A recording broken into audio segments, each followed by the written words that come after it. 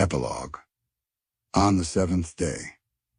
It was hard to tell what was happening to Jake and Francis as the God program watched all of its creations go about their daily lives.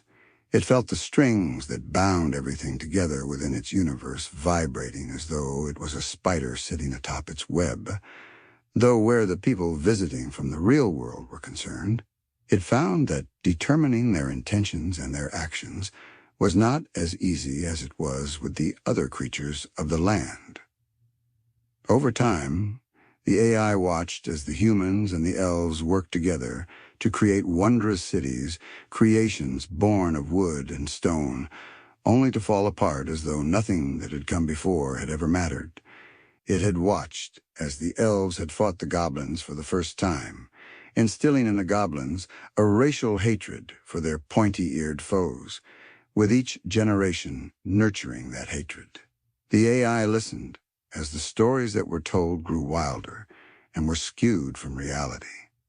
This was how the history of the universe worked after all, was told by the winners, and that meant that generally it stood one-sided.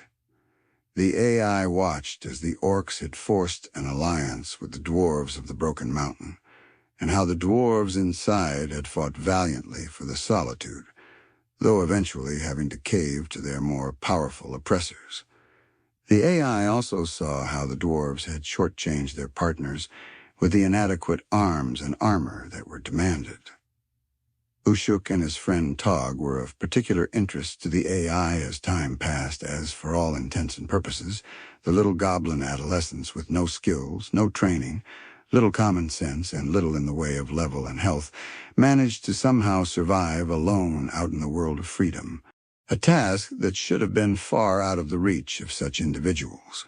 Of course, the AI could see what they saw and experienced what they did of the world, but as time went by, it became evident that these sentient creatures were not merely puppets to the AI.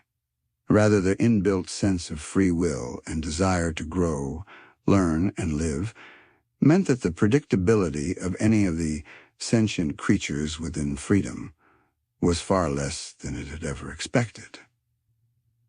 What made things even more difficult, though, was the fact that humans, the real humans from the real world, were remarkably unpredictable, and it was only because their unpredictability was so predictable that the AI could make any sense of their actions.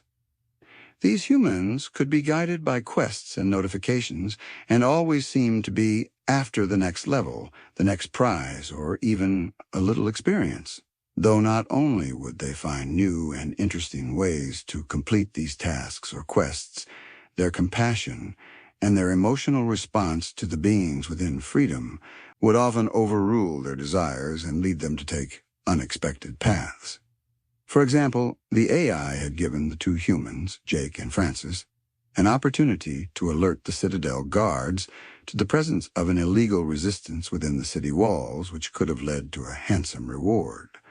Rather than follow through with this, however, the humans had decided to try to help the less fortunate beings, who by all accounts had nothing to offer and were themselves caught in the act of helping them and placed into prison until they were forced to join the army of the Citadel. What was more, as the two humans sat within their cell, they hadn't seemed to show any remorse for their actions. Rather, they had seemed pleased with what they had done. The AI watched the members of the resistance disappear into the world after gaining their freedom, and it watched as these individuals lived their own lives away from the Citadel without persecution or hardships. In fact, each and every one of them managed to live long and happy lives after they regained their freedom, though Jake and Francis would never know it, because for the next year they would live in forced servitude under the watchful eye of their masters within the army. Jake and Francis had seemed to disbelieve what was happening to them at the beginning of their incarceration, and it was understandable. The pair had played many games before where you would start off in prison and have to escape as if it was some kind of tutorial. What they hadn't accounted for, though, was that this was freedom online where there were no such tutorials, and being incarcerated was about as real as it was in the real world.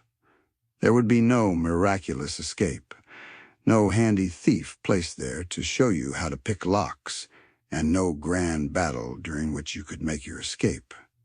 The lives of Jake and Francis, inside the world of Freedom Online at least, had been traded in for the freedom and lives of the persecuted few from within the Citadel. Eventually, the pair realized that this was not so much of a game, though. It was after almost a week that it became clear to both of them, through hunger, thirst, and a few deaths and respawns at the hands of their jailers, that if they didn't do as they were told, they would be in for the worst year of their lives until they hit the minimum time to log out and could leave freedom altogether. They were given the option: fight for the Citadel or face torture and death every day of their lives. Of course, there was only one option that they could take. Servitude was not as bad as one may think, though. The pair managed to steer clear of most of the horrific sights that an army may see because the army was just so huge. Hidden in the crowds, they could generally get by without even lifting a sword. Sometimes, due to the size of their numbers, the enemies of the Citadel would simply lay down their arms and surrender without a fight. Jake and Francis were well fed and didn't have to go through any torture ever again, though not a day went past when they regretted what they had done to help the members of the resistance within the Citadel, for they knew more surely as time went by that they had made the right call. This is the end of the prelude to Freedom Online. You can read the 2 books written later on within this universe, The Copper Rose and From the Ashes on Kindle Unlimited, or in paperback or ebook from Amazon. Thank you for reading this novella. David Lingard.